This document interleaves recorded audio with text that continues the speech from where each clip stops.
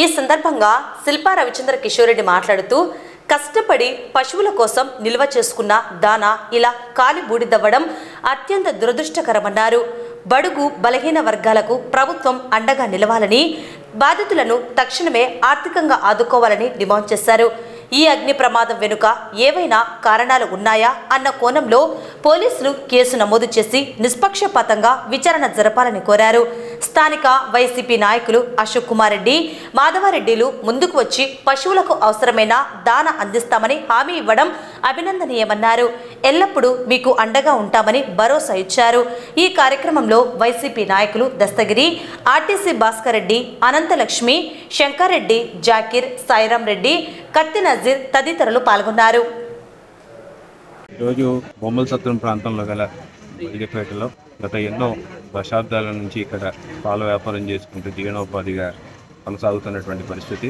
మరి ఆ పాల వ్యాపారం రీత్యా 7 వాములు తొప్ప తీసుకొచ్చేసి ఇక్కడ పెట్టుకోవడం ఇంటి మధ్యలో. మరి ఈ రోజు అనుకోకుండా అవన్నీ కూడా తగలబడిపోవడం. మరి ఎండాకాలంలో మామూలుగా అయితే తగలబడినాయి, లేకపోతే ఇంకోటి అంటే తొప్ప తగలబడడం అనేది చాలా కష్టమైన పని. మరి ఎట్లా తగలబడింది అనేది కూడా విచారణ చేయాల్సిందిగా నేను పోలీస్ డిపార్ట్మెంట్ వారిని కూడా కోరుతున్నాము. ఎందుకంటే అందరికి కూడా అనుమానాలు ఉన్నాయి. ఇది అంత తేలిగ్గా వాతావరణం వల్ల తగులుబడే పరిస్థితి కాదు. ఖచ్చితంగా ఏదో జరిగిందని ఒక దృష్టిలో వాళ్ళందరూ ఉన్నారు కాబట్టి దాన్ని రీతిలో ఎంక్వైరీ కూడా చేయమని చెప్పేసి నేను డిపార్ట్మెంట్ వాళ్ళని కోరుకుంటున్నాను.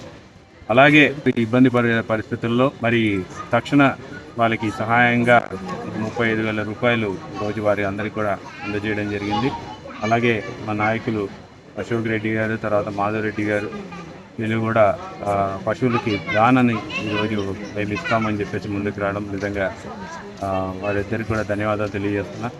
నేను ఒకటే కోరుకుంటున్నా, ఎంఆర్ఓ గారితో మాట్లాడినాము, విఆర్ఓ గారితో మాట్లాడినాము, వెంటనే దీన్ని రిపోర్ట్ చేసి పైకి అధికారులకి పంపించి తగిన రీతిలో వీళ్ళందరికీ కూడా కాంపెన్సేషన్ ఇవ్వాల్సిందిగా నేను గవర్నమెంట్ని కూడా డిమాండ్ చేస్తున్నాను. అంటే గవర్నమెంట్ తన బాధ్యతగా బడుగు బలహీన వర్గాల్ని అభ్యున్నతికి పాటుపడతామని చెప్పేసి మాటలు కాదు చేతుల ద్వారా చూపించాలి. ఖచ్చితంగా వీళ్ళందరికీ న్యాయం చేయాలని చెప్పేసి మేము కోరుకుంటున్నాం. మధ్యాహ్నం 2 గంటలకు ఎవరు చేశారో తెలియదు కానీ మా గడ్డివాములన్నీ దగ్ధమైనాయి. అది తెలుసుకున్న శిల్పా రవి అన్న గారు మా సాయానికి వచ్చి మా గడ్డివాములన్నీ చూసి నష్టపోయిన దానికి నష్టపరిహారంగా ఎంతో ఇచ్చినాడు. తర్వాత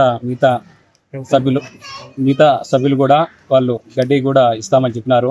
దానికి మేము ఎప్పుడు కృతజ్ఞతలతో ఎప్పుడు శిల్పాన్నకు రుణపడి ఉంటాము. ఇప్పుడు వైఎస్ జగన్ శిల్పా రవణకే ఎప్పుడు ఉంటాం.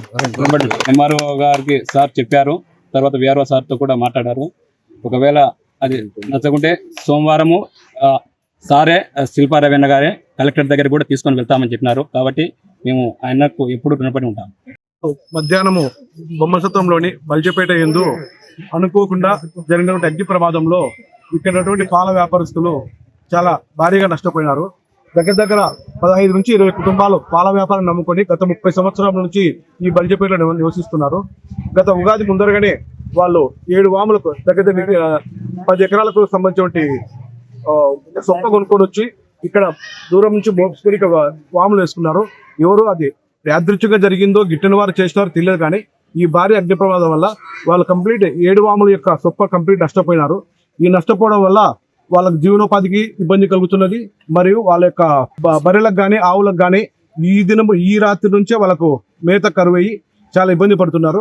ఇది గ్రహించినటువంటి మన మాజీ ఎమ్మెల్యే శిల్పా రవిచంద్ర కిషోర్ గారు ఈ విషయం తెలిసిన వెంటనే ఇక్కడికి వచ్చి వాళ్లకు చేతులంత సాయం చేసి వాళ్ళు ఈ రోజు ఈ ఇబ్బంది పడకుండా వాళ్ళకి ఆల్టర్నేట్ దొరికేంత వరకు ఆయన వంతు సహాయంగా వాళ్ళకి పశువులకు దానా వాళ్ళకు సాయం చేయడం జరిగింది.